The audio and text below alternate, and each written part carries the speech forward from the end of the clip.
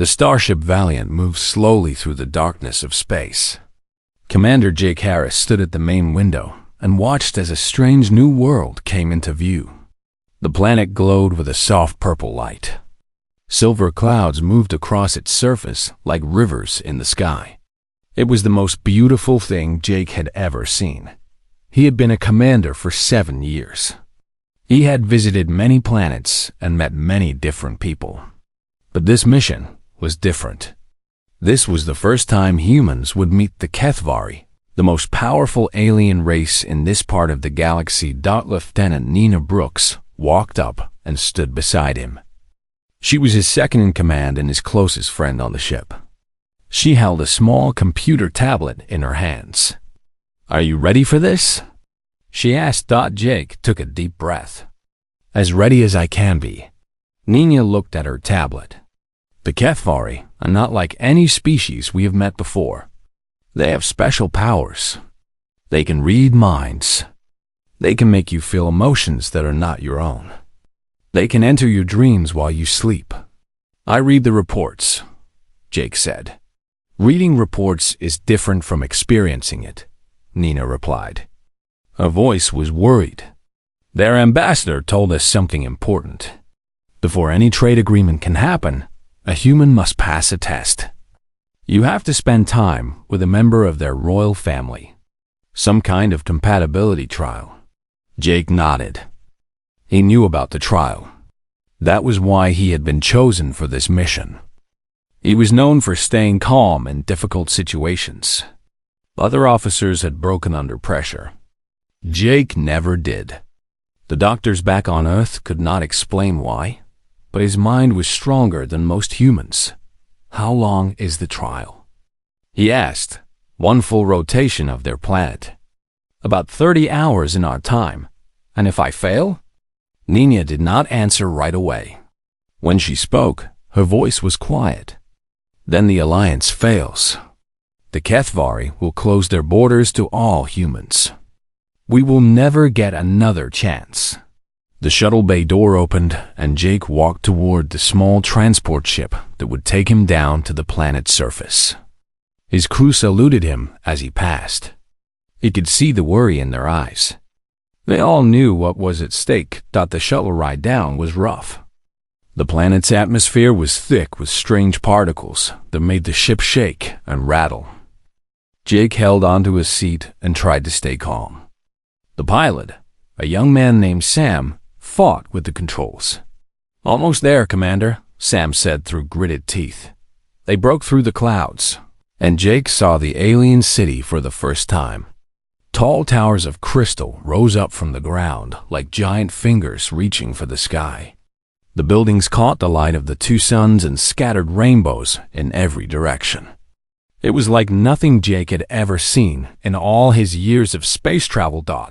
The shuttle landed in a large courtyard. Guards stood on both sides of a long path. They were HFY, and they were impressive to look at. Each one was nearly a foot taller than Jake. Their skin was a soft lavender color, and their eyes shifted from one color to another as they watched the human step out of his ship. Jake walked forward. He had studied their customs before coming. He knew how to show respect. But no amount of studying could have prepared him for what stood at the end of the path. Princess Zarakith was waiting for him. She was tall and beautiful in a way that seemed almost dangerous. Her hair was silver like starlight and fell past her shoulders in soft waves. Her eyes burned with a deep amber color that seemed to look right through him.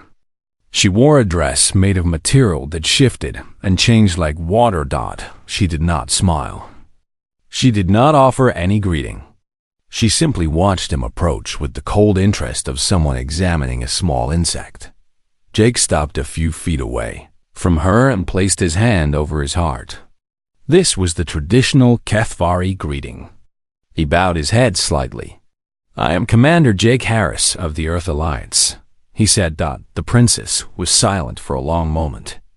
The guards around them stood perfectly still. Even the winds seemed to stop blowing. "You are the human they have sent," she finally said. Her voice was clear and strong. It seemed to echo in the courtyard, even though she was not speaking loudly. I expected someone more impressive. Jake kept his face calm. He had dealt with difficult personalities before. I hope I can change your expectations. She began to walk around him in a slow circle. He could feel her eyes studying every part of him. It made his skin feel hot, but he did not move. My people have watched your species for many years, she said. You are young. You live short lives. Your bodies break easily. Your minds are weak. We have our strengths, Jake replied. She stopped in front of him again. A small smile appeared on her face, but it was not a friendly smile. It was the smile of a predator looking at its prey. The compatibility trial begins at sunset, she said. You will stay in my quarters for one full rotation of our world. During that time, I will test your mind in ways you cannot imagine. I will show you visions that will make you question everything you know. I will fill your dreams with nightmares. Jake listened without interrupting. He could feel his heart beating faster, but he did not let his fear show on his face. Most species break within the first hour, the princess continued. Their minds simply cannot handle the power of the Kethvari. They scream. They cry. They beg for it to stop. She leaned closer to him. Her amber eyes seemed to glow brighter. You won't last even one night with me, human. Your kind never does. The courtyard was completely silent. Every guard, every official, everyone was watching to see how the human would respond. Nina stood by the shuttle with her hands clasped together. She looked afraid for her commander. Jake looked into the princess's eyes. He saw power there. He saw confidence. He saw someone who had never been challenged in her entire life. And somewhere deep inside him, a spark of stubborn determination began to burn. He had been told all his life that he was not good enough. He had been told that he would fail. Every time, he had proven them wrong. This would be no different. Then prove it, he said. The words hung in the air between them. The princess's eyes changed from amber to deep crimson. Her smile disappeared. For a moment, Jake wondered if he had made a terrible mistake. Then she laughed. It was not a warm laugh. It was the laugh of someone accepting a challenge they knew they would win. Very well, Commander Jake Harris, she said. We shall see what humans are truly made of. I look forward to watching your mind break. She turned and walked away. Her guards followed her into the Crystal Palace. Jake watched her go and let out a long breath. Nina ran up to him. Jake, are you insane? You just challenged the princes of the most powerful empire in the galaxy. Jake smiled at his friend. I know. But if there is one thing humans are good at, it is surviving when everyone says we cannot. He looked up at the crystal towers and the alien sky. The trial would begin at sunset. He had a few hours to prepare. But deep in his heart, he knew that no amount of preparation would be enough. He would simply have to do what humans had always done. Adapt, endure, survive, and maybe, just maybe, prove everyone wrong. The sun began to set over the Crystal City. The sky turned from purple to deep red, and shadows stretched across the palace courtyard. Jake Harris followed a silent guard through the massive doors and into the home of Princess Zara Keth. The inside of the palace was even more impressive than the outside. The walls seemed to be made of living light. They pulsed softly with colors that changed as Jake walked past them. The floors were smooth and cool under his boots. Strange symbols were carved into every surface, symbols that hurt his eyes when he looked at them for too long. The guard stopped at a pair of tall doors. They opened without anyone touching them. Inside was a room larger than the entire deck of Jake's starship. Windows covered one wall, showing the dying light of the twin suns.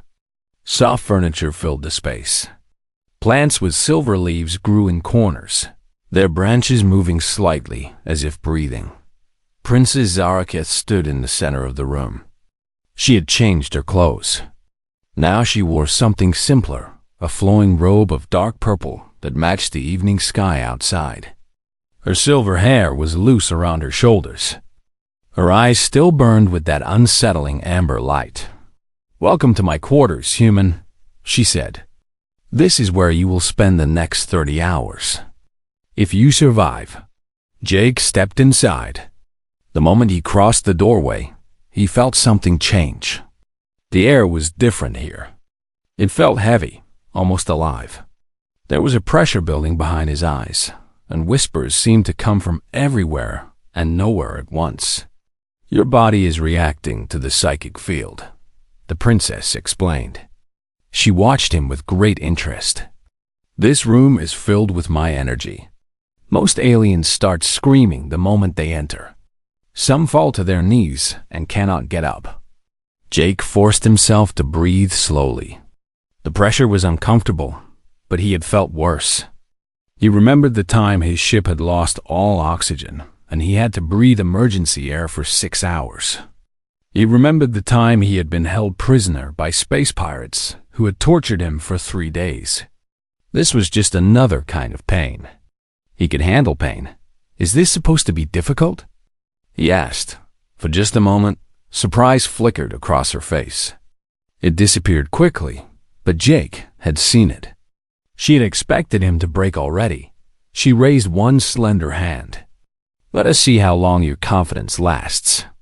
Suddenly, Jake's mind was not his own. Images flooded into his head, faster than he could process them. He saw memories that did not belong to him.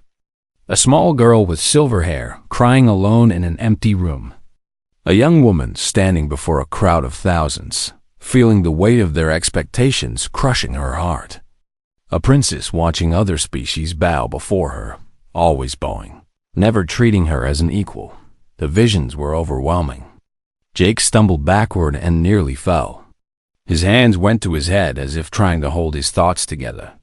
"These are my memories," Zarakith said. Her voice seemed to come from inside his own mind. "This is what it means to be connected to a Kethvari. Every thought, every feeling, every private moment becomes known." Jake fought to find his center. He thought about his own memories. His mother teaching him to ride a bicycle on their farm in Kansas. His first day at the Space Academy, feeling small and scared, but determined. The moment he had been given command of the Valiant, the proudest day of his life. He used these memories like a shield. Slowly, the pressure lessened. The princess's visions faded to the background. They were still there, but they no longer controlled him. He stood up straight and looked at her. "I felt that," Zarakith said. Her eyes had changed to a lighter color, almost gold. "You actually process my memories instead of simply suffering through them. That is not supposed to be possible." "I told you," Jake said. His voice was rough, but steady. "Humans are full of surprises." The night continued. She tested him again and again. She made him feel terrible fear. Fear so strong that his whole body shook. She made him feel sadness so deep that tears rolled down his cheeks without him knowing why. She made him feel anger that made his hands shake with the desire to break something. Each time, Jake found his way back. He would think of something good. A sunny day. A friend's laugh. The taste of his grandmother's apple pie. These simple human memories were his anchor, and they held him steady when the storm of her power tried to sweep him away. She showed him nightmares. He saw his ship exploding in space. He saw his crew floating dead in the cold vacuum. He saw Earth burning, all life wiped away. The visions were so real that he could smell the smoke and feel the heat. But Jake had faced his fears many times before. He knew that fear was just a feeling, not reality. He let the nightmares flow through him without holding on to them. Hours passed. The room grew darker as the suns disappeared completely. Strange lights in the walls provided soft light. Jake was tired. His body ached. His mind felt stretched and thin. But he was still standing. The princess sat down on a large cushion and looked at him. For a long time, she did not speak. She just studied him like he was the most interesting thing she had ever seen. "You should be unconscious by now," she finally said. "Every other species breaks by this point. They beg me to stop. They curl into balls and cry for their mothers. But you are still standing. You are still fighting." Jake lowered himself to sit on a cushion across from her. His legs were shaking with exhaustion. "You sound disappointed." "No." She shook her head slowly. Her eyes had changed again. Now they were a soft blue color that seemed almost warm. "I am not disappointed. I am curious. I have never met anyone who could resist me for so long. Maybe you have not met enough humans." A small smile appeared on her face. This time, it did not look dangerous. It looked almost genuine. "Tell me about your people," she said. "I have read reports and studied your history, but that is not the same as hearing it from one of you." Jake was surprised by her request. He had expected more attacks, more tests, but she seemed truly interested. So he talked. He told her about Earth, about the blue oceans and green forests. He told her about human history, all the wars and suffering, but also all the art and music and love. He told her about the first time humans had traveled to the stars, how they had looked up at the night sky for thousands of years, dreaming of what was out there, how they had built ships with nothing but their hands and their determination, how they had left their small planet and reached for the infinite universe. Zaraketh listened without interrupting. Her eyes never left his face. "Your species has no psychic abilities," she said when he finished. "No telepathy, no empathic powers. Yet you have achieved all of this." "We make up for it with stubbornness," Jake said. "I see that now." She was quiet for a moment. Then she spoke again, and her voice was softer than before. "The HFY have ruled this part of space for 10,000 years. We are born with powers that other species can only dream of. But I wonder sometimes if that has made us weak in other ways." Jake leaned forward slightly. "What do you mean?" "We have never had to struggle. We have never had to fight for survival. Everything has always been easy for us." Her eyes met his. "Your people have had to fight for everything. Maybe that is why you are still here, still standing when everyone said you would fall." Jake smiled. "My grandmother used to say that the strongest steel is forged in the hottest fire." The princess considered this. "I think I would have liked your grandmother." They talked more as the night went on. Jake told her about his family, his dreams, his fears. She listened to everything. And slowly, the pressure in the room began to feel less like an attack and more like a conversation.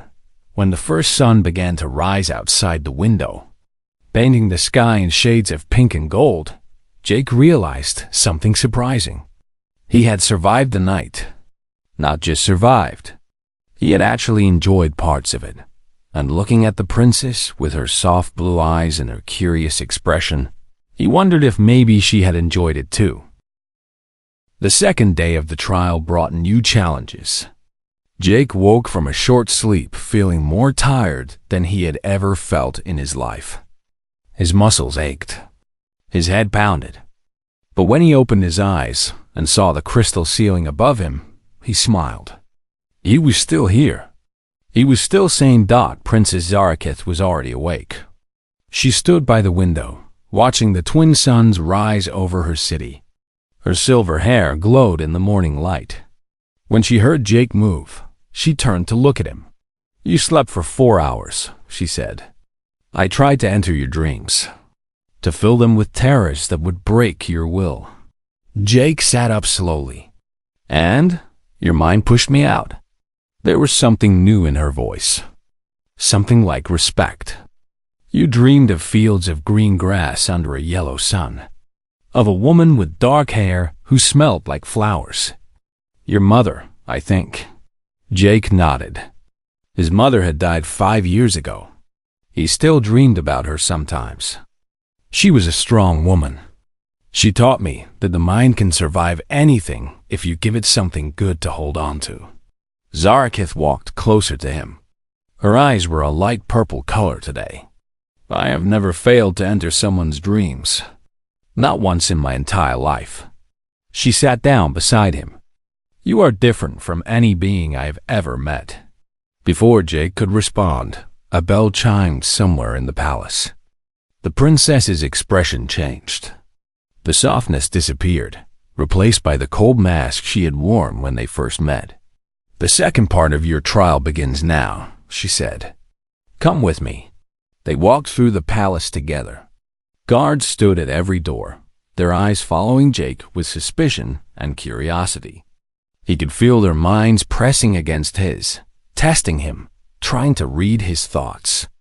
But after a night with the princess, their power felt weak in comparison. Zarakith led him to a massive garden behind the palace. It was unlike any garden Jake had ever seen. The plants were not green but silver and gold and deep purple. They moved constantly, their leaves reaching toward the sun's, their roots shifting in the strange soil.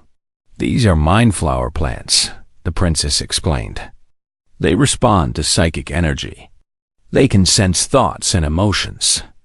If you harbor any hostile feelings, any secret plans to harm my people, the thorns will reach for you. Jake looked at the plants. They were beautiful but deadly. Some of the thorns were as long as his hand.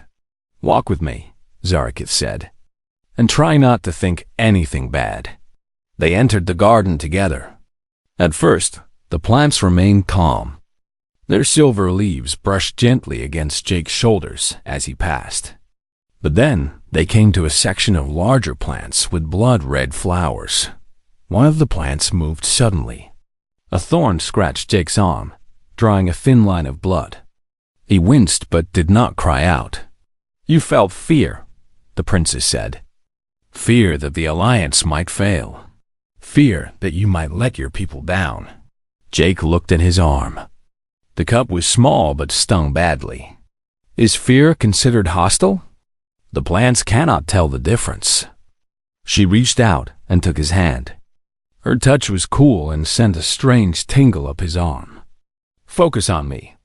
Let your mind find calm. Jake did as she said.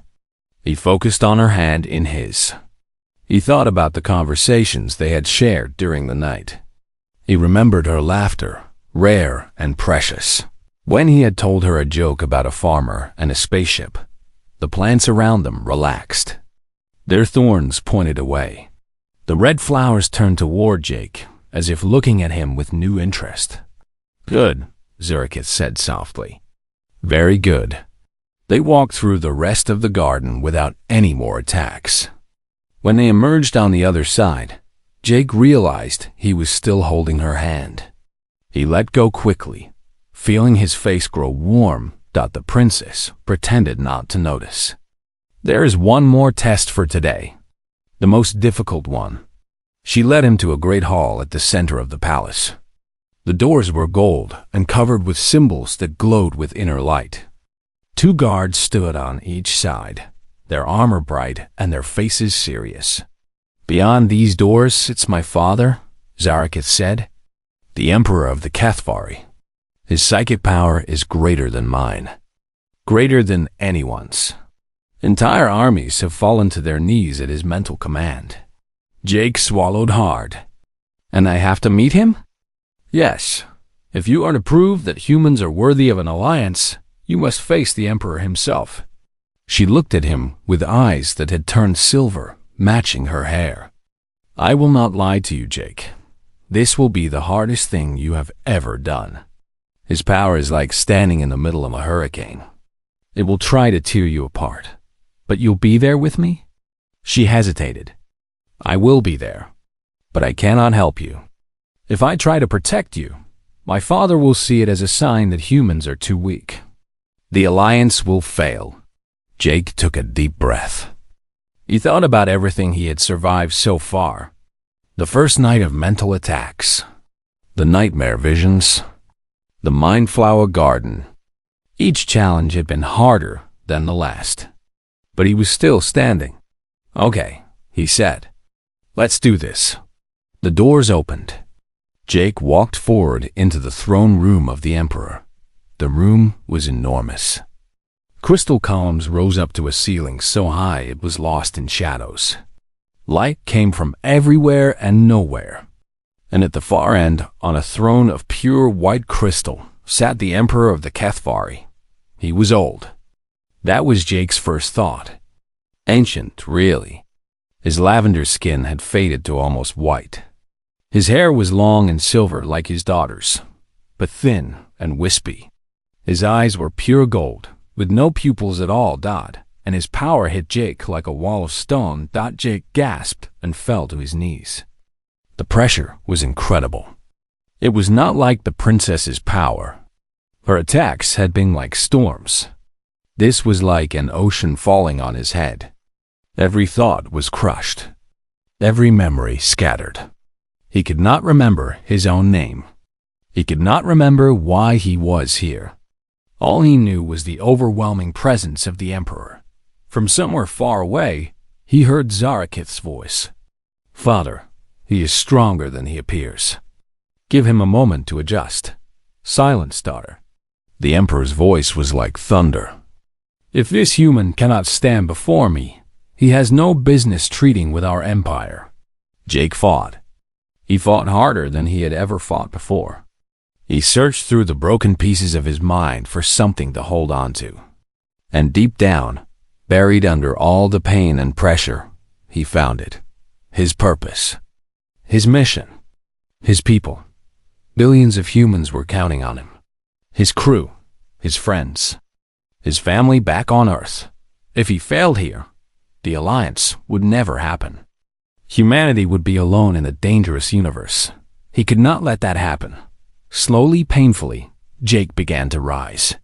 His legs shook. His arms trembled. Blood dripped from his nose. But inch by inch, he pushed himself up from the floor. The Emperor's golden eyes widened slightly. Impossible. Jake stood. He stood before the most powerful being he had ever encountered, and he did not fall. "I am Commander Jake Harris," he said, his voice rough but clear. "I represent the people of Earth. We seek alliance with the HFY Empire. We offer trade, friendship, and cooperation." The throne room was silent. Zarakith stared at Jake with eyes that had turned bright gold. The guards stood frozen in shock. The Emperor studied Jake for a long moment. Then, slowly, something changed in his ancient face. It might have been respect. It might have been curiosity. It was hard to tell. "You are still standing," the Emperor said. "No alien has ever remained standing before me. Not in 10,000 years. Humans are stubborn," Jake replied. "It is our greatest strength." The Emperor looked at his daughter. "This one is interesting. Perhaps humans are not as weak as we believed." He turned back to Jake. "The trial continues. We shall see if you can last until sunset. If you do, Commander Jake Harris, you will have earned something no other species has ever earned. My respect." Jake bowed his head. His body screamed with exhaustion. His mind felt like it had been torn apart and put back together wrong. But he was still here. Still fighting. Still standing. And that was enough. The third day began with bad news. Jake woke to find Princess Zarakith standing at the window. Her back was to him and her body was stiff with tension. Something was wrong. He could feel it even without psychic powers. What happened? He asked. She turned to face him. Her eyes were dark red, a color he had learned meant anger or fear. "The High Council met last night while you slept. They have decided that your survival is not natural. They believe you must be using some kind of technology to protect your mind." Jake sat up quickly. "That's not true. I don't have any technology. Your guards searched me when I arrived. I know." Her voice was bitter. "I told them the same thing. But the council is afraid. They have never seen a species resist our power before. It frightens them. And when the HFY are frightened, they become dangerous. What does this mean for the Alliance?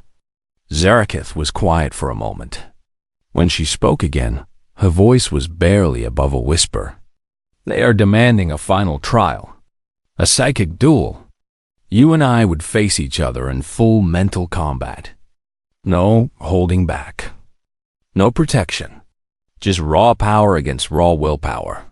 Jake felt cold fear settle in his stomach. And if I refuse, the Alliance fails immediately. Your ship will be allowed to leave, but the HFY will close their borders to humanity forever. You will never get another chance. He stood up and walked to stand beside her at the window. The twin suns were rising, painting the crystal city in shades of gold and red. It was beautiful, but Jake could not enjoy the view. His mind was racing through possibilities. What happens in this duel exactly? He asked. I would attack your mind with everything I have. All my power, all my training, all the strength of my bloodline. I would not be able to hold back. If I did, the Council would sense it. They would see it as proof that I have been helping you all along. And what would happen to me? She turned to look at him. Her red eyes were filled with something he had not seen before. Worry. Real worry. It would destroy you, Jake. Your mind would shatter like glass. You might survive physically, but you would never be the same. You would spend the rest of your life as an empty shell, unable to think or speak or feel. Jake's throat felt dry. He had faced many dangers in his life, but this was different. This was not about dying. This was about losing everything that made him who he was. There has to be another way, he said. There isn't. Her voice cracked slightly. I've been thinking about it all night. There is no other option. Either you face the duel or the Alliance ends. They stood in silence for a long moment. The suns continued to rise. Somewhere in the city below, people were beginning their day, unaware of the drama playing out in the palace above. Then I'll do it, Jake said. Zaraketh grabbed his arm. Her grip was surprisingly strong. You don't understand. I would have to truly attack you. I would feel your mind breaking. I would feel you disappear. Tears formed in her eyes, actual tears. I don't want that, Jake. Somehow, in these 3 days, you have become important to me. The thought of destroying you is unbearable. Jake looked at her. He saw past the princess, past the power, past all the walls she had built around herself. He saw someone lonely, someone who had spent her whole life surrounded by people who feared her, never finding anyone who could stand beside her as an equal. You said that the HFY sense emotions, right? He asked. Double quotes, yes. We feel what others feel. Then during the duel, you will feel what I feel. He reached out and took her hand. The contact sent that familiar tingle through both of them. And I promise you, Zara, I will not feel fear. I will not feel anger. I will only feel trust. Trust. She seemed confused by the word. Yes, I trust you. Not just with my life. With my mind. With everything I am. He squeezed her hand gently. Maybe that doesn't make sense to someone with your power. But humans believe that trust is the strongest connection two people can have. Stronger than any psychic link. Stronger than any weapon. Zaraketh stared at him. Her eyes slowly changed from red to gold to a soft, warm amber. You would gamble everything on trust? On faith that I will not destroy you? I've seen who you really are, Jake said. In your memories. In our conversations. You're not a monster, Zara. You're just someone who has never been given the chance to be anything else. Let me give you that chance. She was quiet for a long time. The suns rose higher. Light filled the room. Finally, she spoke. When I was young, before I understood my powers, I had a pet. A small creature from one of our moons. It was the only living thing that was not afraid of me. It would sleep beside me every night and follow me everywhere during the day. She smiled at the memory. One day, it got sick. The healers said there was nothing they could do, but I refused to give up. I used my powers to enter its mind, to find what was wrong, to try to heal it. What happened? I accidentally killed it. Her voice was heavy with old pain. My power was too strong. I couldn't control it. Ever since that day, I have been afraid to truly connect with anyone. I hold back, always hold back, because I know what I am capable of. Jake understood now. Her coldness, her cruelty when they first met, it was all a mask. Armor to protect herself from getting close to anyone. Because getting close meant the risk of hurting them. I'm not your pet, he said gently. I'm not helpless. And I'm choosing this. I'm choosing to trust you. A single tear rolled down her cheek. You are either the bravest being I have ever met, or the most foolish. Jake smiled. My grandmother always said I was both. That evening they prepared for the duel. The High Council gathered in a great arena built of crystal and light.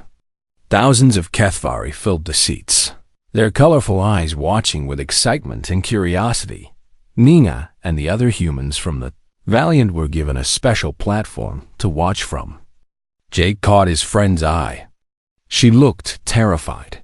He gave her a small nod, trying to tell her that everything would be okay. He hoped he was right. The Emperor sat on a raised throne, observing everything with his ancient golden eyes. His face showed no emotion. Whatever happened today, he would accept it as fate. Jake and Zarakis stood in the center of the arena, facing each other.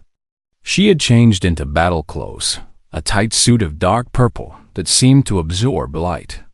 Her silver hair was tied back. Her eyes burned with amber fire.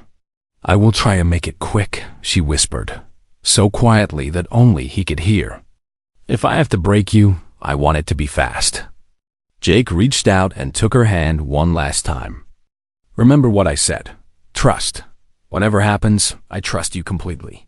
Her hand trembled in his. Jake. The Emperor's voice echoed through the arena. Let the trial begin. Jake took a deep breath, closed his eyes, and opened his mind completely. And then Zaraketh's power crashed into him like a wave of fire. The power of the princess was beyond anything Jake had experienced before. It was not like the tests of the first night. Those had been waves. This was an ocean. This was a universe of fire and ice crashing through his mind all at once. His memories began to scatter. Childhood moments flew away like leaves in a storm. His mother's face blurred. The name of his ship disappeared. His own identity started to break apart, piece by piece, like a sandcastle being washed away by the tide. But Jake did not fight. He remembered what he had promised. Trust. Complete and total trust. Instead of building walls against her power, he opened himself completely. Every memory, every emotion, every secret thought he had ever had. He offered them to her freely, like a gift. Zarakith felt it immediately. She had expected resistance. She had prepared herself to break through defenses. But there were no defenses. Only acceptance. Only warmth. Only love. And in that moment of complete connection, she felt everything he was. She felt the lonely boy who had grown up on a farm, dreaming of the stars. She felt the young man who had worked twice as hard as everyone else because he believed he was not good enough. She felt the commander who carried the weight of 100 lives on his shoulders every single day. But more than anything, she felt his feelings for her dad in just 3 days. Something had grown between them. Something Jake himself had not fully understood until this moment. When he looked at her, he did not see a dangerous alien princess. He saw a lonely soul just like himself. Someone searching for connection in a universe that had always kept her at a distance. He loved her. The realization hit Zarakith like a physical blow. No one had ever loved her. Not really. People feared her. People obeyed her. People bowed before her power. But no one had ever simply loved her for who she was. Her attack faltered. The ocean of fire slowed and then stopped. She stood frozen in the center of the arena, tears streaming down her face. The crowd was silent. The High Council watched with confusion. The Emperor leaned forward on his throne, his golden eyes narrowing with interest. Jake should have been on the ground. He should have been screaming. He should have been a broken shell of what he once was. But he was still standing. His eyes were still clear. And he was smiling. Zaraketh reached out with her mind, gently this time. Not attacking, asking. And Jake answered. He shared everything with her willingly. Not just his memories, but his hopes. His dreams. His vision of the future. A future where humans and Kethvari stood side by side. A future where her loneliness would end. A future where they could face the universe together. Something happened then that had never happened in the history of the Kethvari Empire. Instead of one mind breaking another, two minds joined.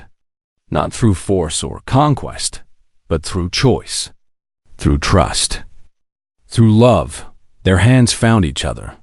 Energy crackled between them, visible to everyone in the arena. Light surrounded them, silver and gold mixed together, swirling around their joined forms like a living thing. When the light faded, they were still standing, still holding hands. But something had changed. Anyone with psychic ability could feel it. A bond had formed between them, deep and permanent. A connection that could never be broken. The princess looked at the High Council. Her voice rang out clear and strong across the silent arena. The trial is complete. This human has not merely survived. He has proven something that the Kethvari have never encountered before. True partnership. Equal connection. Not submission, but willing union. The crowd erupted in confused murmurs. Some looked angry. Others looked afraid. But many looked curious. Hope sparked in eyes that had known only power and dominance for 10,000 years. The Emperor rose from his throne. Every sound stopped immediately. His word was law. Whatever he decided would determine the fate of two species. He walked down from his throne, his ancient robes trailing behind him. He approached Jake and his daughter, studying them with those strange golden eyes. For a long moment, he said nothing. Then he reached out and placed one hand on Jake's shoulder and one hand on Zara's. In all my years, I have never seen anything like this, he said. His voice was quiet, but everyone in the arena could hear him perfectly. I have watched species bow before us. I have watched empires crumble at our feet. I have known nothing but power and victory. He looked directly at Jake. But you have shown me something new. Something I did not believe was possible. You have shown me that true strength is not about domination. It is about connection, about trust, about the courage to be vulnerable. The Emperor turned to address the crowd. Let it be recorded that on this day, the Kethvari Empire found its first true equal among the stars. The alliance with humanity is approved, not as a treaty between master and servant, but as a bond between partners. The crowd was silent for one more moment. Then, slowly, applause began. It spread through the arena like a wave, building and building until the crystal walls themselves seemed to shake with the sound. Nina was crying openly on the human platform. The crew of the Valiant cheered and hugged each other. Somewhere in orbit above, messages were already being sent back to Earth. The impossible had happened. The alliance was real. Jake looked at Zaraketh. Her eyes were a color he had never seen before, a soft pink that seemed to glow with warmth. She was smiling. A real smile. The first real smile he had ever seen on her face. You changed everything, she said quietly, just for him. My people, my empire, me, for the better. I hope." She leaned forward and pressed her forehead to his. It was a HFY gesture of deep intimacy, one that was usually reserved for bonded pairs who had known each other for decades. The crowd gasped at the sight, but she did not care. "We shall see," she whispered. "But I find myself looking forward to finding out." In the days that followed, diplomats from both sides began their work. Trade agreements were drafted. Cultural exchanges were planned. Human ships were welcomed into HFY space for the first time in history. Jake became a hero to his people. They called him the man who had tamed the untamable, the one who had proven that humans could stand equal to any power in the universe. But Jake did not think of himself as a hero. He had just done what humans had always done. He had adapted. He had endured. He had trusted Dot, and he had fallen in love along the way. On the night before the Valiant was scheduled to return to Earth, Jake stood on a balcony in the Crystal Palace. The twin moons hung in the sky, casting silver light over the alien city. Zarakith stood beside him, her hand in his. "Will you come back?" she asked. "As soon as I can. I have to report to my superiors. There will be ceremonies and interviews and all that boring official stuff. But then I'm requesting a transfer to the diplomatic corps. Permanent posting here." She smiled. "You would give up commanding a starship? For me? The Valiant was my home for 7 years. But I think I've found a new home now." He squeezed her hand. "Besides, someone has to make sure this alliance stays strong. Who better than the guy who made it happen?" She laughed. It was a wonderful sound. "You are very confident for someone who nearly had his mind destroyed 3 days ago." Confidence is another human specialty. They stood in comfortable silence, watching the moons rise higher in the purple sky. Somewhere out there, other species were already hearing the stories. Stories of the humans who had impressed the powerful HFY. Stories of a commander who, when told he would not last one night, had simply smiled and said, "Then prove it." The universe was changing. Old ways were crumbling. New possibilities were opening up. And it had all started with one stubborn human who refused to give up. Jake thought about his grandmother, who had taught him that the strongest steel was forged in the hottest fire. She would have loved this story. She would have loved Zarakith too. "What are you thinking about?" the princess asked. "Just that my grandmother was right," Jake said. "She always said that humans could achieve anything if they refused to quit. That our greatest power wasn't our technology or our weapons. It was our hearts, our ability to hope, to love, to connect with others." Zarakith leaned against him. "Your grandmother sounds very wise." She was. He put his arm around her. "And I think she would have been very happy to know that her grandson found someone worth fighting for." Above them, human and HFY ships hung in orbit together. It was the first of many such gatherings to come. An alliance born not from conquest, but from courage. Not from submission, but from trust. Not from fear, but from love. And somewhere in the vast reaches of space, on worlds still unknown to either species, the future was waiting. A future brighter than either of them could imagine. But that was a story for another day. For now, Jake and Zarakith stood together under the alien stars. Their hands joined, their minds connected, their hearts beating as one. And they were happy. The end.